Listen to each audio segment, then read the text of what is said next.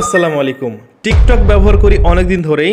টিকটকের এই মাথা নষ্ট করা ফিচার আগে লক্ষ্য করিনি। এবার টিকটক থেকেই সরাসরি ভিডিও ওয়ালপেপার ফোনে সেট করা যাবে এবং এই ওয়ালপেপারগুলো ফোনে সেট করলে ফোন অনেক বেশি জীবন্ত হয়ে যায় এবং ফোনের লুকিং টোটালি পরিবর্তন হয়ে যায়।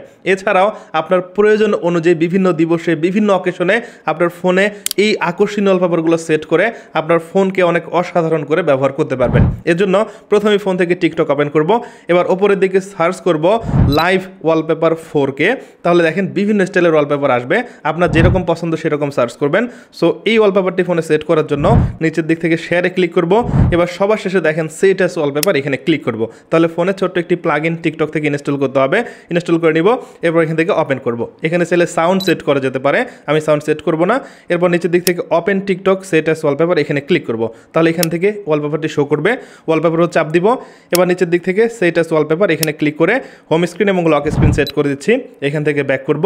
দেখতেই পাচ্ছেন ফোনের লুকিং টোটালি পরিবর্তন হয়ে গেছে। আর আপনি যদি চান আজকে যেমন ভ্যালেন্টাইন এই টাইপের ওয়ালপেপার ক্রিয়েট করবেন, আবার অ্যাপের মধ্যে চলে আসতেছি, আমি এটা সিলেক্ট করব। সিলেক্ট করার পর এখান থেকে ফোনে সেট করে দিব। ওকে, এবার দেখতে পাচ্ছেন ভ্যালেন্টাইন একটি ভাইব ক্রিয়েট হয়ে গেছে এবং এটি দেখতেও কিন্তু অনেক বেশি অসাধারণ এবং চমৎকার লাগতেছে। সো আমার মনে হয় যারা ওয়ালপেপার পছন্দ করেন টিকটক থেকে সরাসরি এই লাইভ ওয়ালপেপারগুলো ইউজ করে দেখতে পারেন। আর এটি যদি ফোন থেকে ক্যান্সেল করতে চান, ফোনের একদম হোম স্ক্রিন আসবেন, আসার পর ডিসপ্লের উপর চাপ দিয়ে ধরে থাকবেন। এবার এখানে ওয়ালপেপার অপশন পাবেন, তারপর ফোনের ওয়ালপেপার সেট করে দিলে আবারও পরিবর্তন হয়ে যাবে।